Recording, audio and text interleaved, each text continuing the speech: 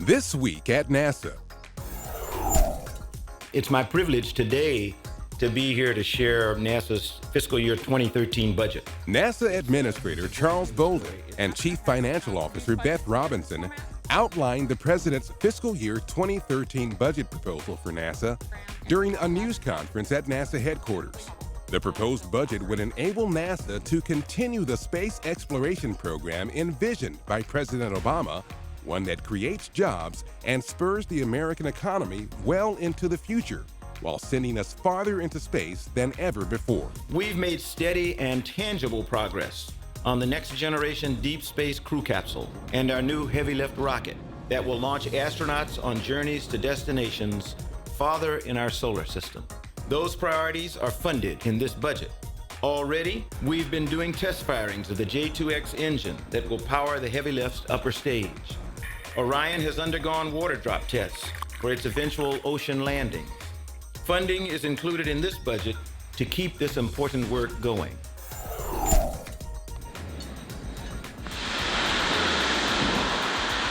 "2012's first test of the J2X, NASA's first human-rated engine to be developed in 40 years, is in the books. Engineers at the Stennis Space Center conducted a short 1.8-second test firing of the J2X power pack. The power pack comprises components on the top portion of the engine designed to generate the thrust needed to power the upper stage of NASA's Space Launch System, the next-generation heavy-lift launch vehicle that will be capable of missions beyond low Earth orbit. It's a pretty important test. We have had the facility down for almost 2 years. So the first test allows us to get the facility up and operational and to make sure that it can do the things it's supposed to do to support the J2X power pack test. Stennis is planning to conduct about a dozen tests on the power pack from now through this summer. Misha, what should I do? The Expedition 30 crew conducted the International Space Station's 30th Russian-based spacewalk. Cosmonauts Oleg Kononenko and Anton Shkaplerov spent a total of 6 hours, 15 minutes completing a variety of work on the orbiting outpost. The duo moved one of 2 Strela cargo cranes from the Piers docking compartment to the Poisk Mini Research Module and installed a materials sample experiment, which will investigate the effects of space on the mechanical properties of those materials. The pair was unable to complete all of the originally planned work, including the installation of 5 protective shields on the Zvezda service module. This was the 3rd spacewalk for Kononenko and the 1st for Shkaplerov. So man meets machine aboard the International Space Station. Another first inside the space station. Expedition 30 Commander Dan Burbank and Robonaut completed the first handshake between a humanoid robot and an astronaut in space. The historic milestone took place during a 2-day checkout of Robonaut's joints, hands, and fingers. Robonaut is designed with the dexterity to complete work in space typically performed by humans. Designed at the Johnson Space Center, Robonaut was launched to the station on STS-133, the final flight of Space Shuttle Discovery. A special Valentine's Day treat for space fans in the Washington, D.C. area. 3 NASA astronauts from recent ISS expeditions shared experiences from those missions, complete with pictures. A captive headquarters audience heard from flight engineers Katie Coleman of Expedition 2627, Ron Guerin of Expedition 2728, and Mike Fossum, an Expedition 28 flight engineer and commander of Expedition 29. And so we're really excited to come to Washington today and to NASA headquarters to say thanks to all of the people here that helped make this possible, that have worked for so many decades on the International Space Station program, and to now really see it come into life. For me, if I could have packed up my whole family and brought them, and I'm actually taking this quote from Don Pettit, who's up there, I would have brought them. I mean, there's actually no reason for people not to live there just all the time. The astronauts participated in several other events later that day, including a tweet-up at NASA headquarters with Guerin, a presentation by Coleman and Fossum at the Smithsonian National Air and Space Museum, and an appearance by all 3 at the University of Maryland in College Park. If you enjoyed the Saturday morning science demonstrations performed by astronaut Don Pettit during his previous space missions, Pettit, now a member of the Expedition 30 crew, is back at it again. I'm going to take a syringe with a little Teflon cannula. I'm going to squirt drops of water out, and look what happens when those drops of water get close to that charged knitting needle. NASA and the American Physical Society have partnered to share unique videos of Pettit using everyday objects to demonstrate physics in his new series, Science Off the Sphere. The videos will be posted on the APS website, Physics Central. Winners providing answers to challenge questions posed during the series will be recognized by Pettit during a future episode from space. The Glenn Research Center recently hosted media representatives at its space power facility. There, inside the clean room high bay facility, a new communications test bed that'll fly on the International Space Station was going through its checkout.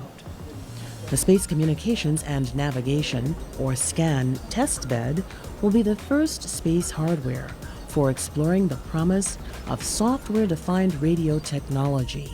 The interesting part of this SCAN testbed are its 3 software-defined radios. These are radios that can be completely reconfigured on orbit by software.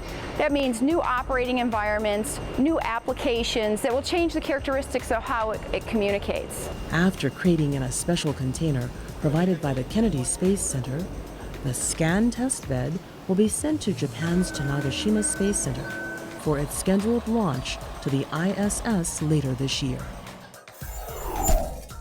In recognition of the contributions by African Americans to the cause of space exploration, this week at NASA profiles Karen Harper, IT Workforce Manager for the Office of the Chief Information Officer at NASA headquarters. Good morning, this is Karen Harper. How may I help you? The responsibility that I have within the Office of the CIO is to look at their IT workforce and make sure that we have the appropriate competencies to do the job within the IT community for the agency. In that is looking at workforce analysis, workforce gaps in terms of the IT community, and then being able to make recommendations to the CIO where we perceive to be gaps and how we can plan for the future and the next generation of workers, the IT workers within NASA. I started out as with the Air Force in human resource management. So that prepared me for 13, 14 years looking at the workforce. Starting in 1995, I started working for Glenn Research Center as the legislative liaison officer for the center director. And in that position, I had the opportunity to help advocate the technology, the importance of the NASA Center throughout the state of Ohio. Let's see if you can take a look. Mentoring touches my heart, and it's because when I was growing up, other than having a very loving family, I did not have any mentoring relationships. I was discouraged by a guidance counselor that told me I was not college material. Went to a deep place for me to prove that I could go to college. I was college material. I did graduate, went on to pursue my master's. I think for a young person to be prepared, they need to get engaged in STEM disciplines and understand the value of math and science in preparing yourself for whatever career that you choose. 35 years ago, on February 18, 1977, Enterprise, the first space shuttle orbiter, completed its first flight test at the Dryden Flight Research Center. Constructed without an engine, Enterprise was mounted atop a Boeing 747 shuttle carrier aircraft to measure structural integrity, handling qualities, and other capabilities prior to atmospheric flight. Enterprise never flew in space, but it was crucial to the space shuttle program. The approach and landing tests it performed that year demonstrated that the orbiter could fly in the atmosphere and land like an airplane, except without power, like a glider. Enterprise was named for the starship on the popular television series Star Trek. 3, 2, 1, 0. And February 20th is the 50th anniversary of John Glenn's historic flight aboard Friendship 7. On that flight, Glenn became the first American to orbit the Earth, circling the globe 3 times. As he passed over Perth, Western Australia, residents there turned on house lights and street lights, earning Perth the nickname the City of Light.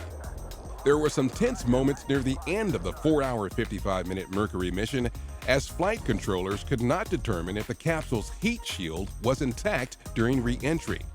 But the capsule returned to Earth without incident. Glenn was later celebrated as a national hero during a ticker tape parade in New York City. And that's This Week at NASA. For more on these and other stories, or to follow us on Facebook, Twitter, and other social media, log on to www.nasa.gov.